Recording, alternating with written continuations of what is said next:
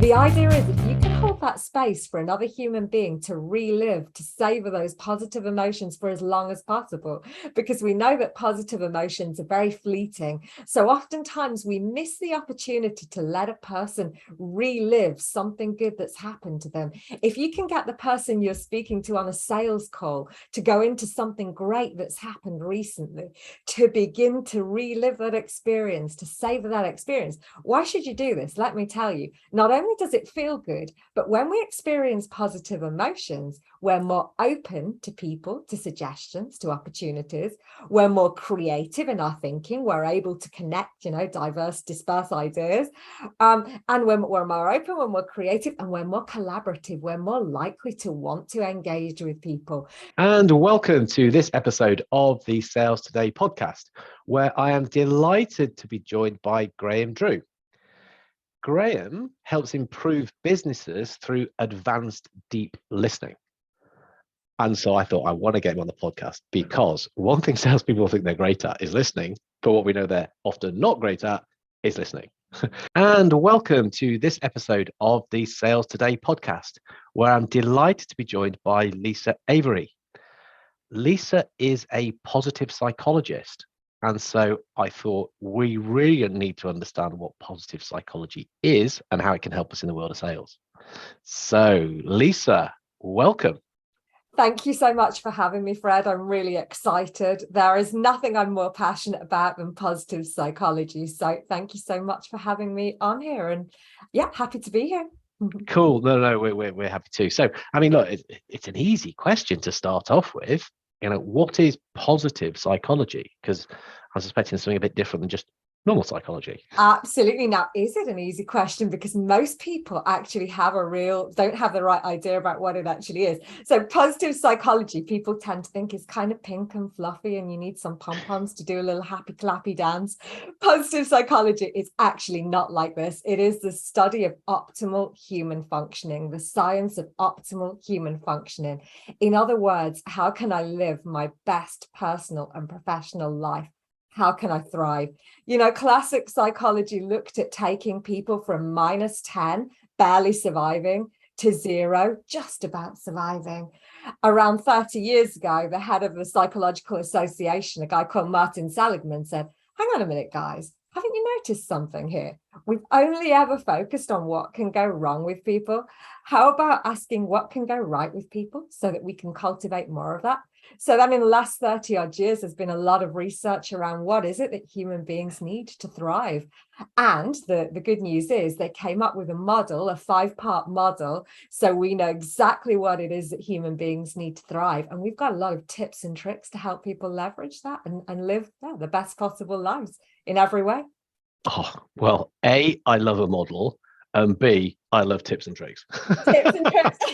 Then you're in the right place, Red. Oh, superb. Yeah. No, brilliant. I mean, let's talk through the model. If we can go through that bit by bit and then the bits which people can apply. Absolutely. Happy days. Yeah. Fabulous. Happy days indeed. So the model is a model called PERMA, okay? And it starts with a P. Any ideas, Fred, what you think the P might stand for? Oh, go on. Personality. Personality goes a hell of a long way, but in actual fact it's positive emotions. So the first things that human beings need to thrive are positive emotions. Tell you more about those in a second because there's some fascinating research around this. Second thing we've got is the E. This is the E for engagement. So we need to be super engaged in our work, in our free time. Engagement is all about those moments where we lose ourselves in time and space. We're just so absorbed, so deeply focused on what we're doing. And that is because the task at hand is neither too easy nor too difficult, but presents an optimal challenge to our skill set. And that is our zone of genius, our zone of greatness. And we do our best work in this state. So we've got the positive emotions, we've got engagement. Would you like to know what the next one is, Fred? It's R. So No, I'm not even going to try and guess. Come on, play Relationships. There you go. Yeah, you've played this game before. Oh, right. Okay. We've got the R for relationships. Absolutely. There is no greater predictor to our well-being than the quality of our close relationships. We're not just talking about, a romantic relationship. We're talking about that, but we're talking about friendships, family, just three people. That's all we need. Three close people to us. A really interesting study, the Harvard Grant study, it looked at Harvard graduates from the age of 18 till the age of 80, 90, whenever they died. And regardless of IQ, regardless of social status, regardless of profession, the only one strong predictor to the well-being and successful outcome to the lives of these young men were the quality of their relationships. Like, there was no one greater predictor. Everything else aside, that matters more than anything. So it's really the R that stands at the center of this model, and for a very good reason. And I will give you in just a few minutes a tip and a trick to leverage those relationships. There is one predictor to the quality and longevity of our relationships. When do you want it, Brad? Now or in a few minutes? I don't know now. I don't know if I need the M and the A. I need the M and the A, okay. And then we'll go back over those and we'll pull out a couple of little bits of that. Sounds like a plan to me. So we've got the M. The M is all about meaning. So it's about connecting to a sense of purpose, our why, as Simon Sinek would talk about, finding our why, connecting to that. Human beings are miserable when life is just about them. Abraham Maslow, he used to say that it was self-actualization at the top of that pyramid. What most human beings don't know is that in the research after he died, in his research that was found after he died, it was actually self-transcendence that he was positing as being above self-actualization. In other words, going above and beyond your own ego to make a difference, some small positive difference to other human beings. And that is when we're at our very best. So that's the M. And then finally, we have the A, and the A is about accomplishment. It's about setting and getting goals that are intrinsically motivating, goals that matter to us as human beings. And we all need that. Now, here's a little question for you, Fred. If you get the P, the E, the R, the M, and the A, what do you think you become as a result of these 5 things? And the letter begins with R. Any ideas? Oh, I was going to go for more whole, but that doesn't begin with R. So I'm going to... Oh, okay, you're getting close. You say whole as in sort of whole. Whole, you are whole, you are fulfilling a... So, bit of a relevant. Maybe that's how I choose that word. Yeah, I love that you're playing this game. Thank you. It's actually resilient. So with whole, you're kind of close. Yeah, resilient. Yeah, so okay, you're able to weather the storms of life. Like a tree in the wind, you can bend, but you don't break. You're able to fall down and to pick yourself back up and come back bigger and better and shinier than ever before. So resilient. So the natural output to these 5 things, it's resilience. Now, the thing is, human beings don't need each and every one of these things at the same stage of life to the same degree. It can be up and down. So, for example, when I did some work with the government, it was around the time of Brexit, we found that people were scoring really, really low on positive emotions because it was a really stressful time, but really high on meaning because the work they were doing really mattered. So there are moments in life when I think you're more willing to sacrifice one in pursuit of the other. So it's not that we need to fill the bucket of each of these to the same extent every single hour of every day.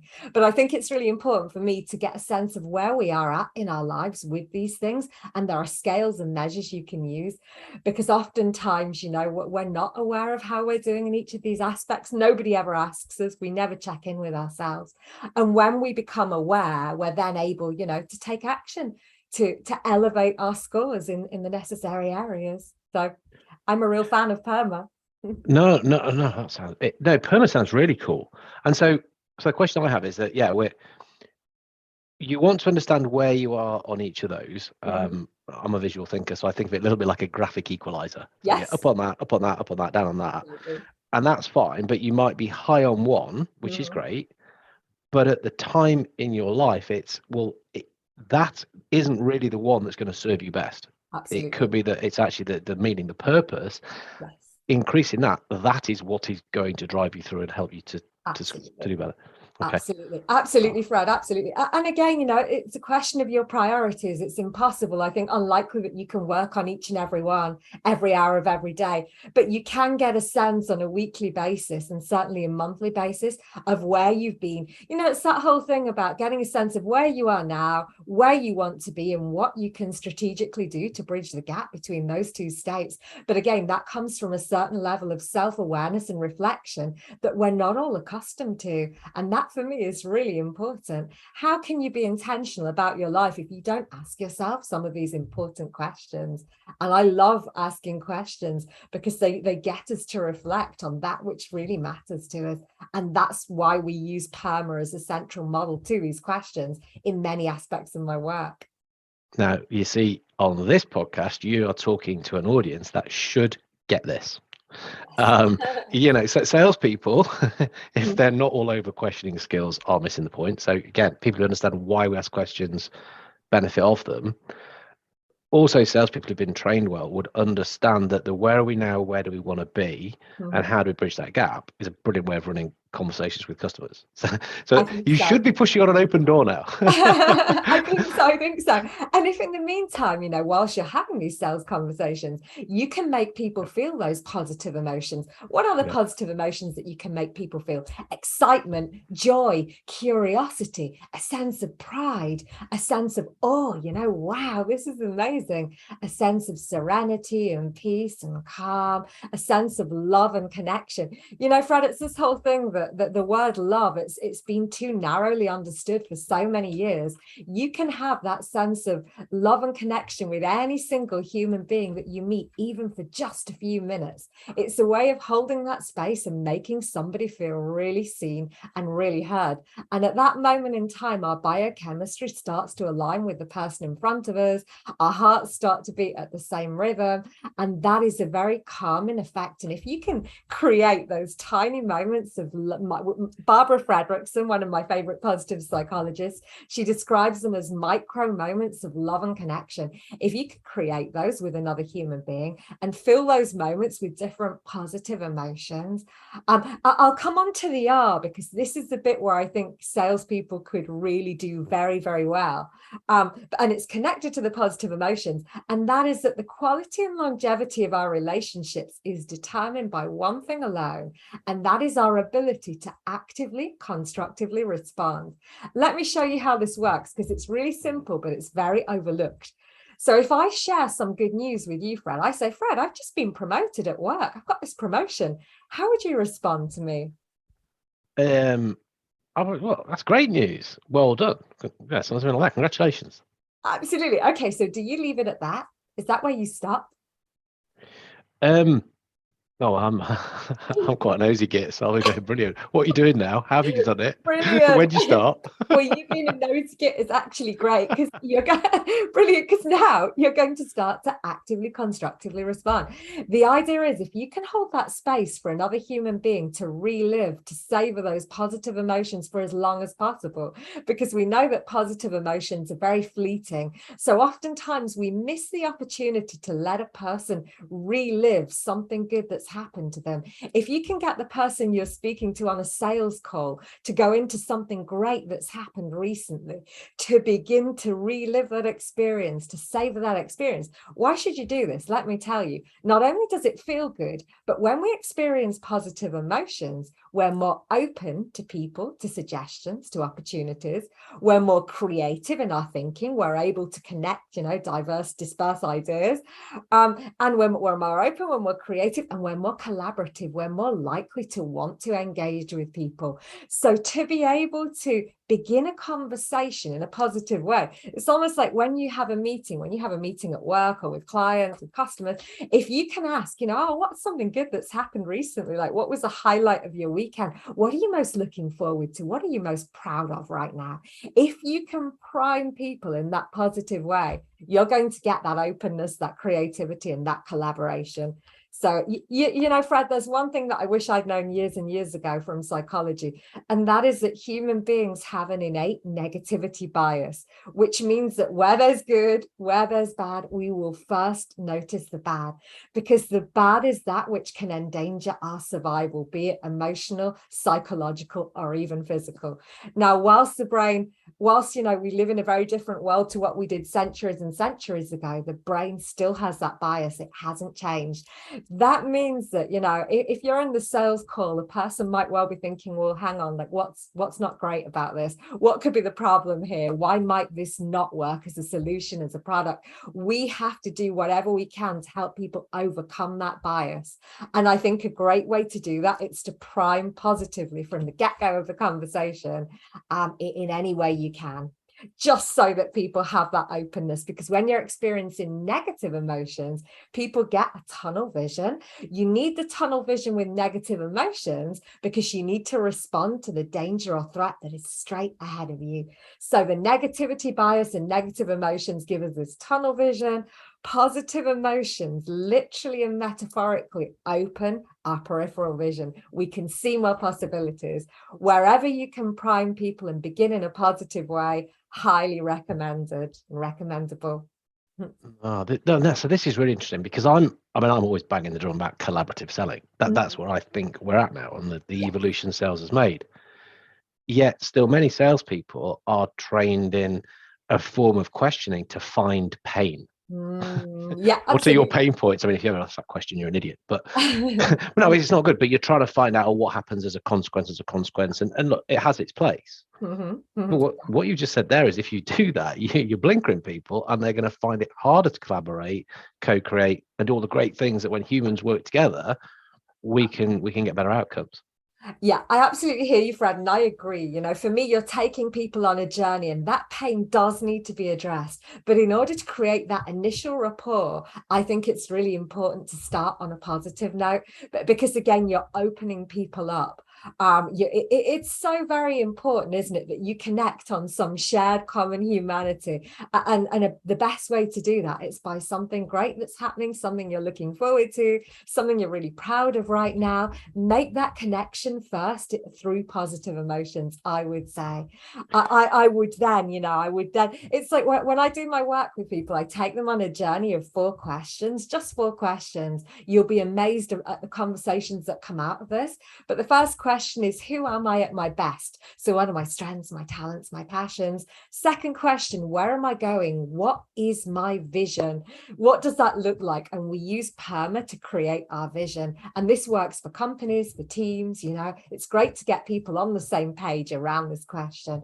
When you know who you are at your best, you know where you're going, how am I going to get there? At that point, we get people to be that bit more vulnerable, to explore, growth mindset, negative emotions, resilience, how to overcome adversity, how to create, opportunities through challenge. You can, when you elevate people a little bit and they're in a great place, they've got the confidence, they feel that sense of trust and connection with you, that is when you can take people to a slightly more vulnerable place. And that vulnerability will be so much easier for them, and it won't be quite so painful because you've already made that strong connection in a really positive way. So I don't think you can ever instantly take people to the pain. I don't think that the psychological safety would not be in place to the degree that it should be. So I would certainly start out in a more positive way. For me, it's great to get people to imagine what it is that they'd really like to achieve before you get them to imagine what it is that's holding them back from achieving that. Because first of all, you've got to create that shiny, compelling future vision of what this could even look like. There's an exercise that I love from positive psychology, and I think this is really good for any human being at any stage of their life. It's by Dr. Laura King, and it's called the Best Possible Future Self exercise. And it gets people to spend 1, 2, 3 days, 3 consecutive days, 20 or 30 minutes each day, actually mapping out what their future self looks like using the present tense, because the subconscious mind works better in the present tense, writing about the life that they're living in the future like they're already living it, making it as evocative, as emotional as possible, because it's that emotion that motivates people rather than one strategic goal after the next. When you come up with that shiny, compelling future vision, you can then look and see, okay, what are 1 or 2 or 3 goals that sit behind that vision? How can I break that vision down into a few tangible goals? Then you begin to get the action-oriented goals that you can begin to pursue. But first, for me, it starts with emotion. I don't think any human being gets excited about just a goal if it's detached from a vision. Like, what will these goals, lead me to? It's got to be this shiny, compelling future vision. And for me, in any kind of sales call, it's getting people to imagine what that could look like before beginning to assess, well, hang on, like, what's holding us back from this state right now? And again, when you prime people positively, I think there'll be an openness to and for that exploration. Oh, that's so cool. Let me just double check on the 4 questions. Who am I at my best? Where am I going? Yes. What's my vision? What I want to achieve? How am I going to get there? And what was the 4th? Oh, sorry, I didn't even mention the 4th. That is what that wasn't you. What are some quick wins along the way? So what can I do for that instant quick win when I just need that instant gratification and uplift? Yeah, cool. So we're talking about how we can use this stuff in sales as a salesperson, helping somebody else. Because again, that's what sales is about. That's what collaborative selling is, sell to serve. And you're talking about very interesting stuff about psychological safety, biosafety. I think that's a big, big area. Yeah. However, I kind of got my EQ thinking going on now, which is the old oxygen mask stuff. Yeah. You've got to sort yourself first before you sort others. Is that fair? Absolutely. Entirely fair. Absolutely. It's really important that you know who you are going into that conversation, who you are, what's great about you, what you have to offer.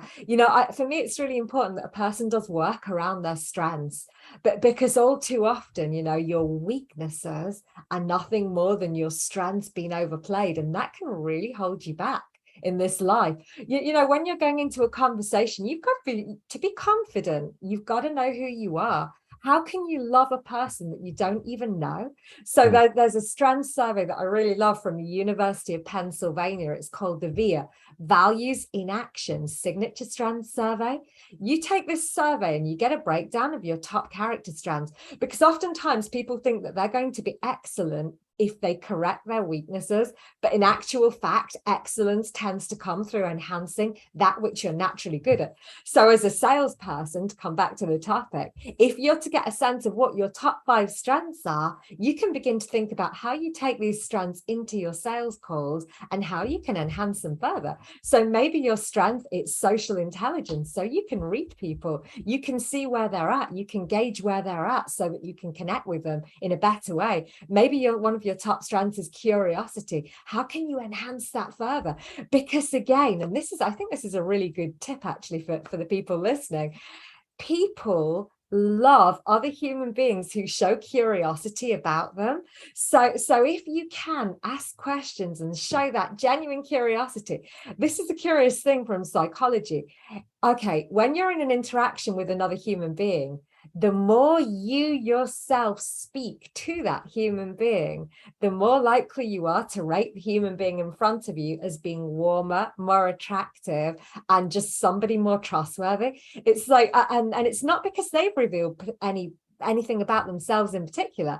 It's that you've spoken a lot, and the more you speak to another human being, the more you tend to trust them, the more you believe you're trusting them for that reason. So actually, if you're able to hold a space where you get the other person to speak perhaps more than you speak, that is going to give them a really good feeling and make them feel nice and safe and like they trust you. Yeah, you're perceived as being more interesting, aren't you? Yes, you absolutely are, which is ironic. Be interested to be interesting. I mean, that's the thing, Absolutely. isn't it? People love the sound of their own voices for this reason. So actually giving people the opportunity to do that, helping people, coming back to our PERMA model, the 5-part model, helping people get into that flow state in the conversation. So, finding a topic, finding a subject that they're so passionate about that they literally lose all sense of time, not of agenda, but finding a part of the agenda of the meeting that they're particularly passionate about, so they can get lost, super engaged in that that moment. Because again, in any kind of conversation with a human being, you're wanting them to feel those positive emotions. You're wanting them to be deeply engaged in what you're talking about. You're wanting to give them that feeling of a great relationship that you're creating, hence that need for active, constructive responding. Anything positive that you can latch onto in a genuine way and ask a few more questions about to extend that moment. And again, it's got to be genuine, because anything disingenuous, I think it's very clear, it's very obvious. Also, coming on to the end for the meaning, helping people to connect with the end goal here. What is going to significantly improve as a result of what you're talking about? And this will probably be the lives of other people in some way, shape, or form. If you can get people to attach to that and really, attach the conversation you're having to that, I think that's going to be very useful too. Yeah. So again, I'm kind of thinking this, like, yeah, you sort yourself first, because if you're doing stuff that doesn't really mean much to you, you don't really care. Exactly. That you talked about resilience, but it's hard if you're finding that hard. It's hard to bounce back from that if it doesn't mean much to you. If it does, it's like, well, no, I've got that purpose, that drive. That's where I'm getting it from. Exactly. And people can feel that, and people can hear you articulate that in your voice. You've got to be clear on why you're doing this yourself, as you say, to be able to articulate it to another human being. If you're not feeling that passion, nobody else is going to feel that passion. So, and I think for me, the only way you can feel passionate about it is by really getting clear on the difference it makes to others. Because at the end of the day, that's what we really want, isn't it? We want to make some kind of positive difference, whatever that looks like, and however modest that difference may seem. It's the M, I think, that is really going to be enhanced, and it's the M that is really going to shine through in the conversation. That is such a powerful thing. So clear on the difference it makes for others. Absolutely. Because if you're doing something that doesn't, well, that's probably not inspiring you, and it ain't going to inspire them. Definitely not. It's definitely not. Two pretty uninspired people in a conversation. I mean, yeah, go on. Exactly. No, passion, passion is very contagious. So being able to genuinely get excited about the difference you're making, it's like, well, why would you be doing it if you didn't believe in it, if you didn't think it made a difference? It's not going to last for too long. And again, there are so many ways. We don't all have to be teachers or priests. It's this idea, Fred, that human beings can perceive their work in one of three ways. It can be a job, a way to make ends meet. It can be a career, so with a real focus on climbing the ladder, on ascending in status, in power, in money. Or it can be a vocation, and quite simply a vocation, it's about work that you do from the heart that really matters to you and makes a difference in some way, shape, or form. And if we can make these little tweaks to make our job feel more like a vocation, and the only way to do that, it is by focusing on the difference. It's about finding a way to entwine your own strengths, talents, and passions to meet a need in the world, to reach out and make some kind of positive difference through those strengths, talents, and passions. Again, you probably don't even know what your strengths are. So it's good to get a sense of that by doing something like the Values in Action Signature Strengths Survey. It's such an enlightening thing for most people to do, and highly recommendable. Is that easy to get hold of? I mean, could we provide a link to that or something? We can absolutely provide a link. So it's the University of Pennsylvania. So it's the home of positive psychology. You do need to sign up for an account, but it's completely free and takes under a minute. So it's so incredibly worth doing. As I say, you then get a breakdown of your top character strands. And it's those top 5 strengths that you really want to think about, because those are the strengths that are really going to help you excel. Equally, those are the strengths that can trip you up when overused to the point of detriment. So an example being, my top strength is kindness in theory. Doesn't make me an angel, but it does make me unable to say no when I really need to say when I need to say no at times. So getting a sense of where your top strengths are, you can think about where they can be overplayed to the point of frustration at times. Yes. Brilliant. What other resources? Then I'll ask where we can contact you. But any other resources that come to mind that might be pretty cool for people to look at? So I highly recommend VIA, as we said. I highly recommend the University of Pennsylvania's website, because they've got a lot of questionnaires. They've got a lot of things you can do to find out more, to learn more about yourself. And again, from that self-awareness comes the power to act. You cannot possibly make any changes until you get to that point of knowing yourself really well. There is a fabulous app that I'm working with that I know some of your content and materials on, Fred, as we know, and that's called Rocky. People can download that for free. I do love Rocky. Anybody who's interested, I have a resource pack that people are really welcome to from the work I do with schools, companies, universities, NHS, government. Very welcome to have a free resource pack. And yeah, and if there's anything else people need, then I'd be delighted to point them in the direction of anything. So Rocky is absolutely awesome. Now I gotta be careful. I could go on for another half hour just about Rocky, but we'll put a link to that. I mean, I speak about Rocky a lot, so people will find that. Your resource pack, where do we get that? How do we connect with you? Please feel free to contact me if you'd like a copy of the resource pack, and that's hello@thepositivepsychologist.com, all one word, thepositivepsychologist.com. You'd be very welcome to contact me there for the copy. Cool. hello@thepositivepsychologist.com. And LinkedIn, I guess, is another. Absolutely, LinkedIn. Yeah, absolutely. And my website, is thepositivepsychologist.com. Cool. We will pop those notes into we'll pop those links into notes. There we go. Oh, I'm so excited about all this stuff. I'm scribbling away. I'm writing so much stuff here. Lisa, thank you for taking us on a really quick tour through that. And I know that's very high level. You've done an awesome job at just introducing the concept. It is something we can go deep into, isn't it? It really is. It absolutely is. That yeah, we've just skimmed the surface, as you can imagine. Yeah. But yeah, and it's worth doing it. I mean, anything about yourself and making yourself better, I think has got to be something that I would hope people would want to be interested in. Well, absolutely, Fred. You know, with the one life that we've got, why wouldn't you want to live your best possible life? And the best and the only way to begin that is by getting to know yourself. And from that point, I mean, it's no exaggeration to say, so I did my master's at the age of 33, and it transformed my personal and professional life 100%. Just going on that exploration, that deep dive into powerful questions, it can transform your life, like so much so I completely agree. And thank you so much for being open to this subject, and thank you for having me. It's been really, really fun, and I look forward to more conversations in the future, perhaps. We will do, I'm sure. Perfect. Thanks, Lisa. Thanks, and thank you for everyone listening. You've been listening to the Sales Today podcast with me, your host, Fred Copestake. If you like what you've heard, why not subscribe so you know when the latest episodes become available? Take a look at my YouTube channel. All episodes are available there, along with extra material all about modern selling. Connect with me on LinkedIn, where I'll share more information around collaborative selling. All part of my mission around having good people doing good things in a good way.